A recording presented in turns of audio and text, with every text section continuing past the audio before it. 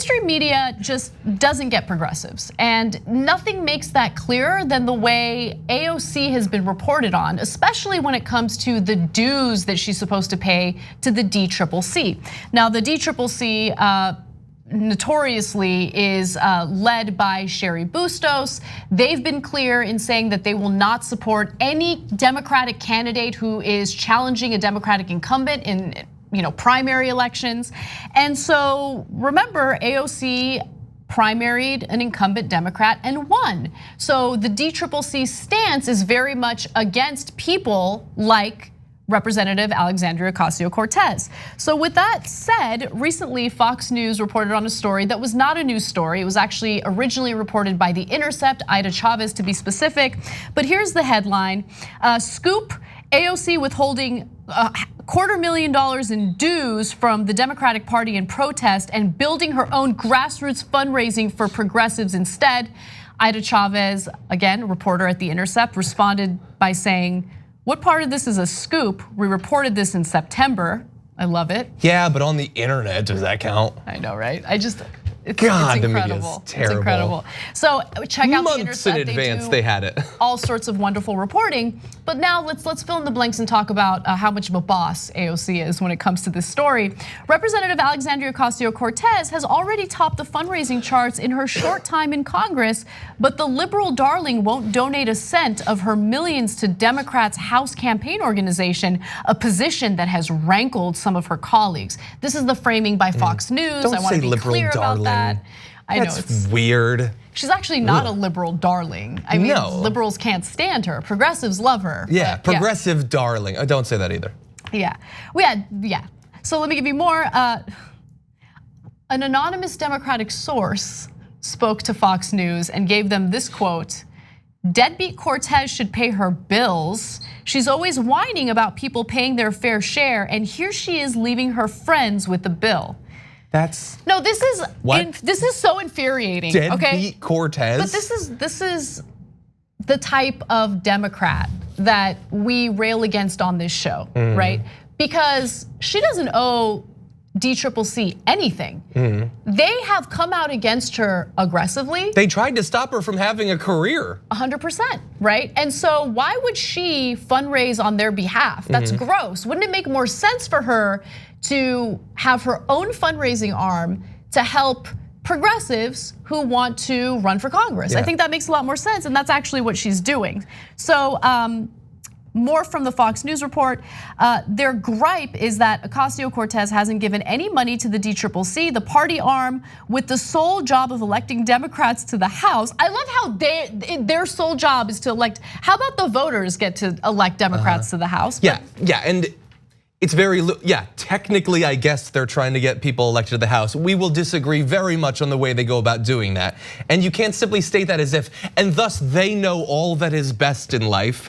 I would argue that they're doing a really bad job of it in a lot of cases, and they could learn a hell of a lot from Ocasio-Cortez. Yes, but Ocasio-Cortez and other freshman progressives represent everything that the Democratic establishment despises, because they challenge corruption, which is a virus that's affected both parties, there's no question about it. And they go after the donors that have, that the Democratic Party has really relied on for their fundraising efforts, and they hate that. So they hate people like Ocasio-Cortez, which is why I think it's a great play by Ocasio-Cortez to avoid fundraising on their behalf. Why is she gonna give them money? That makes no sense.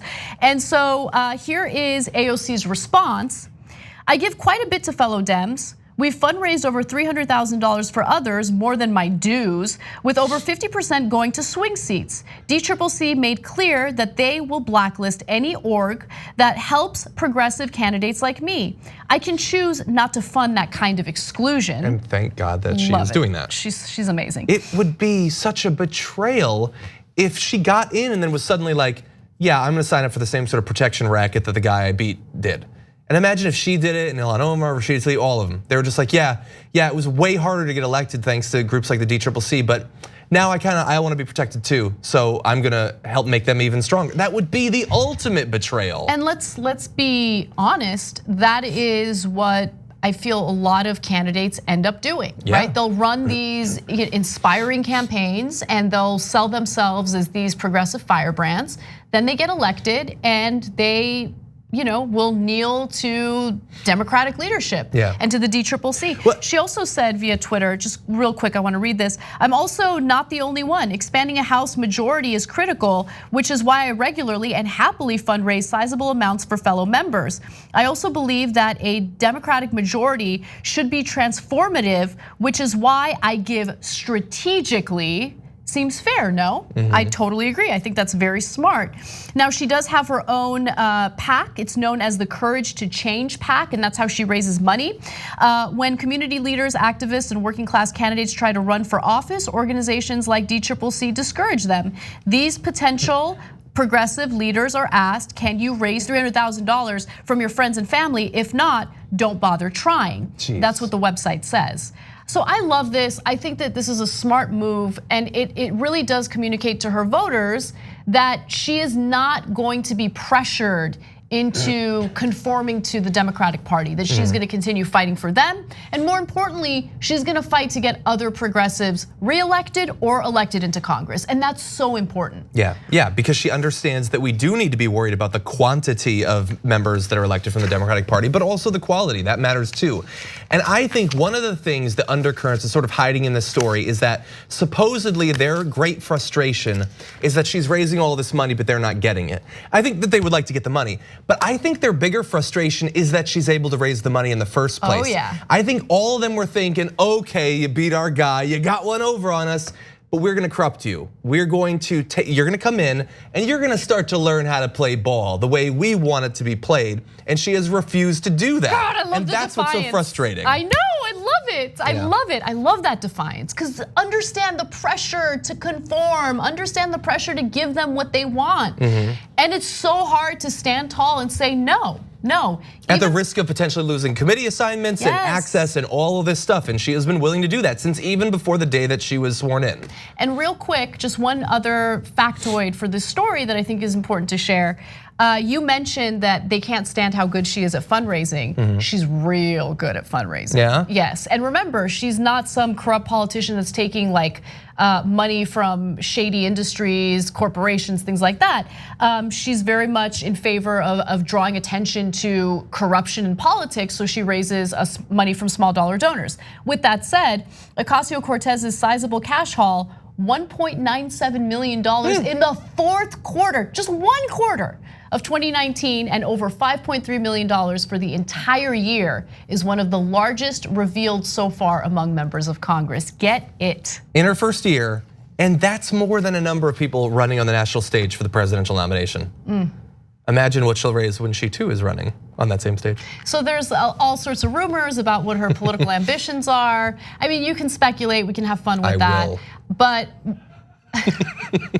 she's awesome, and I'm really glad that she is, refusing to give the DCCC what they want because they don't deserve it. They don't support her. There's no reason why she should support them. TYT is all about challenging and disrupting the status quo, and so is Aspiration. Aspiration does not invest your money into fossil fuel businesses that harm our planet, such as pipelines and oil drilling.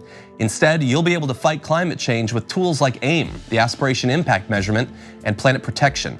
They also don't hit you with outrageous fees for you to access your own money. You can even earn cash back and get free ATM uses up to 5 times a month. Head to aspiration.com/TYT to learn more. For a limited time, get 30 days of free TYT membership when you sign up.